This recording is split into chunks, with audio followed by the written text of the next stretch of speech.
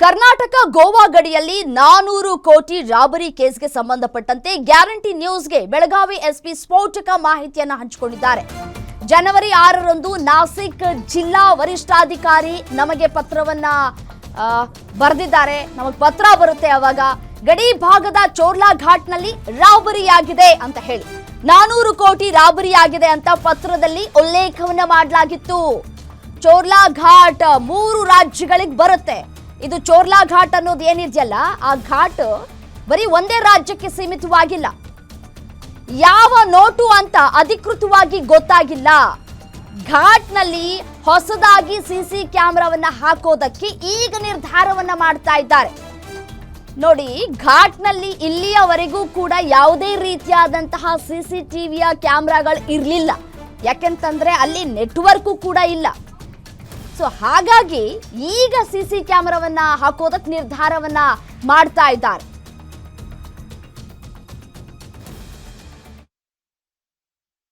ಚೋರ್ಲಾ ಘಾಟ್ನಲ್ಲಿ ಏನು ಬೃಹತ್ತಾದ ಒಂದು ರಾಬರಿ ಏನು ನಡೆದಿದೆ ಅನ್ನಲಾಗಿದೆ. ಈ ಪ್ರಕರಣಕ್ಕೆ ಸಂಬಂಧಪಟ್ಟಂತೆ ಈಗಾಗಲೇ ಮಹಾರಾಷ್ಟ್ರದ ನಾಸಿಕ್ ಪೊಲೀಸ್ ಠಾಣೆಯಲ್ಲಿ ಕೂಡ ದೂರು ದಾಖಲಾಗಿದೆ.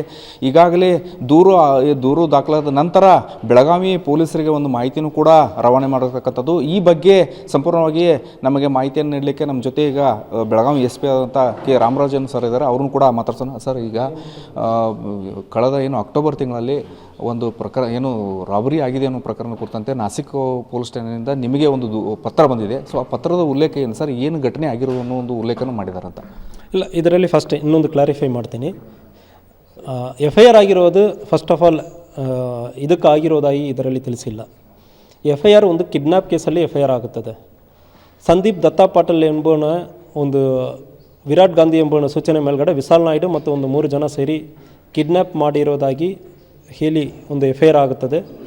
ಅದಾದಮೇಲೆ ಅವರನ್ನು ಅರೆಸ್ಟ್ ಮಾಡ್ತಾರೆ. ಇದರಲ್ಲಿ ಆಗಿರೋ ಅರೆಸ್ಟ್ ಒಂದು ಕಿಡ್ನ್ಯಾಪ್ ಕೇಸಲ್ಲಿ ಆಗಿರೋ ಅರೆಸ್ಟ್. ಕಿಡ್ನ್ಯಾಪ್ ಸಂದರ್ಭದಲ್ಲಿ ಸಂದೀಪ್ ಪಾಟೀಲನ್ನು ಯಾಕೆ ಅವರು ಕಿಡ್ನ್ಯಾಪ್ ಮಾಡಿದ್ದಾರೆ ಅಂದರೆ, ವಿಚಾರಣೆ ಮಾಡೋ ಸಂದರ್ಭದಲ್ಲಿ ಸಂದೀಪ್ ಪಾಟೀಲ್ ಕೊಟ್ಟಿರೋ ಹೇಳಿಕೆ ಏನಂದರೆ, ಈ 4 ಜನ ನನ್ನನ್ನು ಕಿಡ್ನ್ಯಾಪ್ ಮಾಡ್ಕೊಂಡು ಹೋಗಿ ಹೊಡೆದಿದ್ದಾರೆ, ಫಾರ್ಚುನರ್ ಕಾರಲ್ಲಿ ಕಿಡ್ನ್ಯಾಪ್ ಮಾಡ್ಕೊಂಡು ಹೋಗಿ ಹೊಡೆದಿದ್ದಾರೆ. ಹೊಡೆದ ನಂತರ ನನಗೆ ಹೇಳಿರುವುದು, ನೀವು ಒಂದು 400 ಕೋಟಿ ರೂಪಾಯಿ ಚೋರ್ಲಾ ಘಾಟಲ್ಲಿ ರಾಬರಿ ಆಗಿದೆ, ಅದರಲ್ಲಿ ನೀವು ಭಾಗವಹಿಸಿದಿರಿ, ಅದರಿಂದ ನಮಗೆ 400 ಕೋಟಿ ಲಾಸ್ ಆಗಿದೆ, ಈ 400 ಕೋಟಿ ನಮಗೆ ನೀವು ಕೊಡಬೇಕಂದ್ರೆ ಹೇಳಿ ಅವನು ಹೇಳಿರೋದಾಗಿ ಪೊಲೀಸರಿಗೆ ಹೇಳಿರ್ತಾನೆ. ಸೊ ಅದ್ರ ಬಗ್ಗೆ ಅಫೆನ್ಸ್ ಇಲ್ಲಿ ಆಗಿರೋದ್ರಿಂದ ಇಂಥಗ ಒಂದು ಮಾಹಿತಿ ಬಂದಿದೆ ಅಂದರೆ ಹೇಳಿ ನಮಗೆ ಜನವರಿ 6ನೇ ತಾರೀಕು ನಮಗೊಂದು ಲೆಟ್ರ್ ಬರೀತಾರೆ. ಆ ಲೆಟ್ರ್ ಮೇಲ್ಗಡೆ ನಮಗೆ 16ನೇ ತಾರೀಕಿನ ಗಮನಕ್ಕೆ ಬಂದಾದ ಮೇಲೆ ಒಂದು ಟೀಮನ್ನು ನಾಸಿಕ್ ಕಳಿಸಿದ್ದೀವಿ. ನಾಸಿಕ್ ಕಳಿಸಿ ಇದು ಹಿಯರ್ಸೇ ಇರ್ತದೆ, ಬೇರೆ ಯಾವುದು ಎವಿಡೆನ್ಸ್ ಸಿಗುತ್ತದೆ ಅಂದರೆ ಹೇಳಿ FIR ಮಾಡೋದಕ್ಕೆ ಐ ವಿಟ್ನೆಸ್, ವಿಕ್ಟಿಮ್ ಇಲ್ಲ ಯಾರೋ ಒಬ್ಬರು ನೋಡಿರೋರು, ಇಂಥಾಗ ಯಾರೋ ಒಬ್ಬರು ಇರಬೇಕು. ಅದಕ್ಕಾಗಿ ನಾವು ನಾಸಿಕ್ ನಮ್ಮ MB brother sub inspector law and order Khanapur ಸ್ಟೇಷನಿಂದ ಒಬ್ಬರನ್ನು ಕಳಿಸಿದ್ದೀವಿ.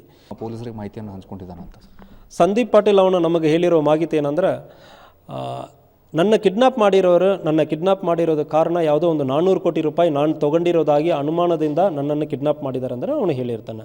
ಒಂದು ವೇಳೆ ರಾಬರಿ ಆಗಿರೋ ಸಂದರ್ಭದಲ್ಲಿ ಅಫೆನ್ಸ್ ಇಲ್ಲಿ ಫೈನಲ್ ರಾಬರಿ ಆಗಿರುತ್ತೆ ಅಂದ್ರೆ ಪ್ರಿಪ್ರೇಷನ್ ಮಹಾರಾಷ್ಟ್ರನಲ್ಲಿ ಆಗಿರೋದಕ್ಕೆ ಅವಕಾಶ ಇದೆ. ಒಂದು ವೇಳೆ ಅಂತಾಗ ಆಗಿರೋ ಸಂದರ್ಭದಲ್ಲಿ ಅವರೇ ಸಂಪೂರ್ಣ ತನಿಖೆಯನ್ನು ನಡೆಸಿ ಅಲ್ಲಿ ಲೋಕಲ್ ಕೋರ್ಟಲ್ಲಿ ಚಾರ್ಜ್ ಶೀಟ್ ಸಬ್ಮಿಟ್ ಮಾಡೋದಕ್ಕೆ ಅವಕಾಶ ಇರ್ತದೆ. ಅಂಥ ಸಂದರ್ಭದಲ್ಲಿ ನಾವು ಏನು ಸಹಕಾರ ಮಹಾರಾಷ್ಟ್ರ ಪೊಲೀಸ್ಗೆ ಬೇಕೋ ಅದನ್ನು ಸಂಪೂರ್ಣವಾಗಿ ಕೊಡೋದಕ್ಕೂ ನಾವು ತಯಾರಿದ್ದೀವಿ.